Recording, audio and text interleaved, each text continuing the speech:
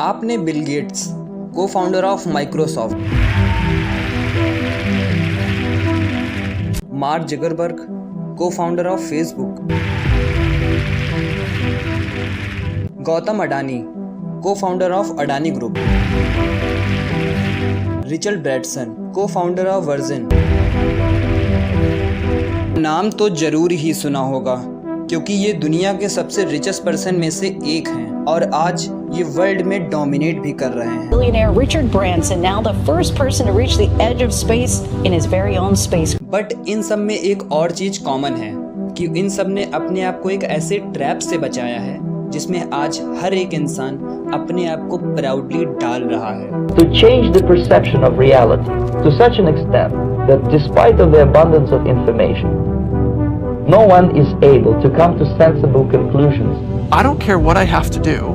If I have to move somewhere or start something or whatever it may be, I am not going to put my children into a system that doesn't understand the gifts and abilities they have just because they don't fit on the conveyor belt. And in the US, there are more than 5 lakh people who don't send their children to school. Ironically, mostly all teachers, because they know how screwed up the system is. और दूसरी तरफ आप जो अभी कहीं school या college में होंगे और अपने असाइनमेंट और पेपर की तैयारियां कर रहे होंगे, हर एक रूल को फॉलो कर रहे होंगे इस उम्मीद में कि कॉलेज से डिग्री लेने के बाद आपको एक अच्छी नौकरी मिल जाएगी। इसके बाद आप पेरेंट्स के लिए एक अच्छा सा घर खरीदोगे, एक गाड़ी लोगे, फिर शादी करोगे और बच्चों को एक अच्छे स्कूल में भेजोगे और खूब पैसे कमाओगे। बट क्या आपको रियलिटी पता है? अगर आप कितने साल के थे? सर उस समय हम 18 साल के थे। और अभी हम 30 साल के हो गए। 30 साल के। पिछले 12 सालों में आपने अपनी ज़िंदगी में क्या किया है? ज़िंदगी में सर पढ़ते गया, डिग्री लेते गया। मैंने 3 सब्जेक्ट में पोस्ट ग्रेजुएट किया, बीएड किया, सीटेट क्वालिफाइड है, नेट क्वालिफाइड है सर। आपके 15 साल मेहनत करने के बाद भी आपको नौकरी नहीं मिलती है। न जाने कितने इंटरव्यूज देते हो पर आपको किसी ना किसी कारण से रिजेक्ट कर दिया जाता है। देखते हैं हम लोग को बहुत हीन भावना से परिवार रिश्तेदार हम लोग उतना बात नहीं करते सर। और मैं 2 साल से गाँव में भी नहीं गया अभी तक। दुख है सर, क्या बोलूँ।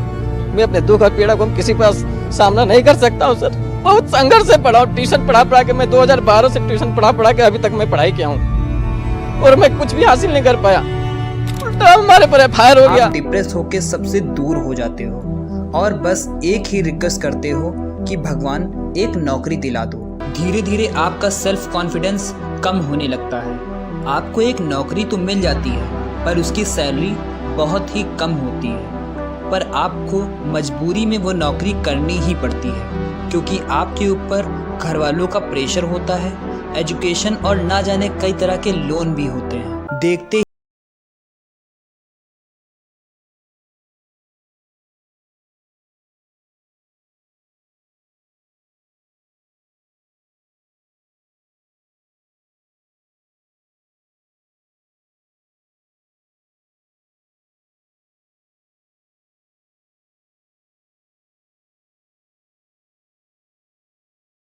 आपके पैदा होने के बाद या उससे पहले आपके पेरेंट्स के दिमाग में सबसे पहला ख्याल आता है कि वो अपने बच्चे को एक बड़े स्कूल में पढ़ाएंगे।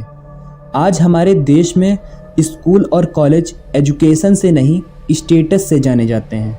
जैसे हमारा लड़का बड़े स्कूल में पढ़ता है। आप जैसे ही बचपन में बोलना शुरू करते हो आपके पेरेंट्स प्राउडली आपका एडमिशन एक बड़े स्कूल में करवा देते हैं और फिर रिलैक्स हो जाते हैं कि मैंने तो अपने बच्चे का एडमिशन करवा दिया है, अब उसका फ्यूचर उसके स्कूल वाले बना देंगे, मुझे तो बस टाइम पर फीस देनी है। अब जब पहले स्कूल जाते हो तो आपका माइंड क्रिएटिविटी से भरा होता है, एक ऐसा माइंड जिसके अंदर थिंकिंग की कोई लिमिटेशन नहीं होती है।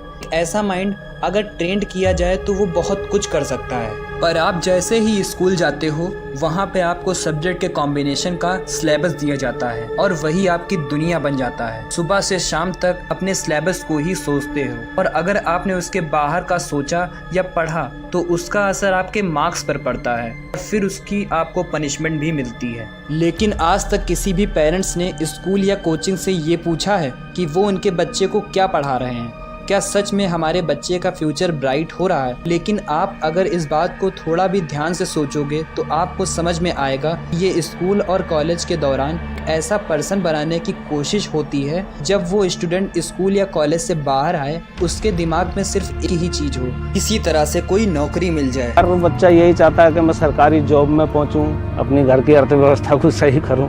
मेन मकसद तो यही होता है हर आदमी का, क्योंकि सरकारी जॉब एक ऐसी जॉब है कि वो आदमी के मरते दम तक साथ देती है। इसलिए हर आदमी सोचता है चाहे चपरासी की मिल जाए लेकिन सरकारी मिले। क्योंकि ये सिस्टम आपको फुल्ली सेल्फ इंडिपेंडेंट बनने के लिए बनाया ही नहीं गया। इस सिस्टम का अल्टीमेट गोल ही था कि इंडस्ट्री को एक अफोर्डेबल और बढ़िया वर्कर मिल जाए। ये पूरा सिस्टम ही ऐसे तैयार किया गया है जो अपने बॉस के ऑर्डर को फॉलो करे और दिन रात काम करे इस उम्मीद में कि at the end of the month मुझे एक पेड चेक मिले, चाहे वो काम आपको पसंद हो या ना हो। लोग अपनी 25% से ज्यादा जिंदगी इस करंट एजुकेशन सिस्टम में लगा देते हैं ताकि अपने से कम पढ़े लिखे आदमी की कंपनी में जाके उसके सपने पूरे कर सके। कोई नहीं चाहता आप सेल्फ डिपेंडेंट बनो, आप एक बिलियनियर बनो। इससे उनका क्या फायदा होगा?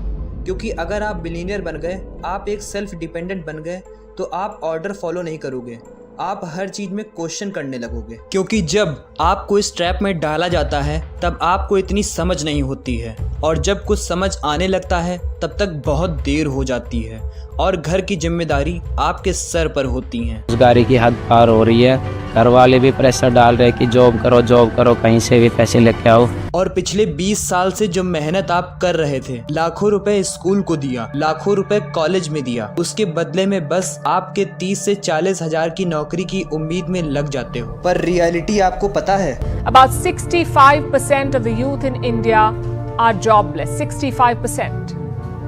How did this happen? जब इस सिस्टम को बिल्ड किया गया था तब इस वर्ल्ड को बिलियन ऑफ वर्कर्स की जरूरत थी, बट आज Is you crack the IIT and you're set for life. A big pay package awaits you. Perhaps not anymore. The news coming out of the IITs is worrying. In the Bombay campus, 36% students are yet to be placed. We're talking about the best engineering college in India. Last year was more of the same. We looked at other IITs too. In the Delhi campus, 40% students were not placed in 2023. In Kanpur, 31% are yet to be placed. कल भी इस system को follow करके लोग average life जी के मर गए, ना ही अपने लिए कुछ कर पाए और ना ही अपने बच्चों के लिए कुछ विरासत में छोड़ पाए, और ना ही आज इस सिस्टम को फॉलो करके कोई करोड़पति बन पा रहा है। बस एक पेड चेक लाइफ में अटक के रह जा रहा है और हर वक्त इसी डर में जी रहा है कि इतने ले-ऑफ्स हो रहे हैं, कहीं अगली बारी मेरी ही तो नहीं। और इसी डर से वो अपनी सेल्फ रिस्पेक्ट को साइड में रख के अपने सुपीरियर के सारे ऑर्डर्स को फॉलो कर रहा है। हमारे पास दो ऑप्शन हैं कि हम रियलिटी को एक्सेप्ट ना करें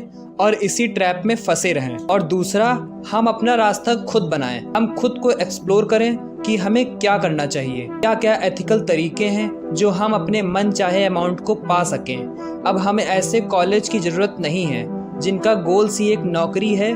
they don't have any skills. अब टाइम चेंज हो चुका है। जिन स्किल्स को सीखने के लिए आप कॉलेज को कई लाख रुपए दिया करते थे, अपनी लाइफ के कीमती 5 से 6 साल दिया करते थे, फिर भी कुछ भी सीख के बाहर नहीं निकलते थे। अब बड़े से बड़े कोर्स को आप कम फी में ऑनलाइन आसानी से सीख सकते हैं, और वो भी उन पर्सन से जिन्होंने उन स्किल का यूज करके कुछ बड़ा अचीव किया है, ताकि उनसे उनके पास नॉलेज बस थ्योरी तक है। अगर आप पेरेंट्स हैं तो अपने बच्चे को स्कूल भेजें, कॉलेज भेजें, लेकिन मार्कशीट पर इतना इम्पोर्टेंस ना दें। उन्हें एक्सपोजर दें, उन्हें बताएं कि इस दुनिया में करने के लिए बहुत कुछ है। केमिस्ट्री, फिजिक्स सिर्फ यही दुनिया नहीं है, इसके अलावा भी बहुत कुछ है। अपने बच्चे को अलग अलग चीज एक्सप्लोर करने के लिए मोटिवेट करें। आज हम जेई के लिए, नीट के लिए, गेट के लिए तो ड्रॉप ईयर लेते हैं, पर क्या आज तक आपने अपने पैशन के लिए ड्रॉप लिया है? क्या आपको एक एवरेज लाइफ चाहिए या लाइफ में कुछ बड़ा करना है? फैसला आपको लेना है।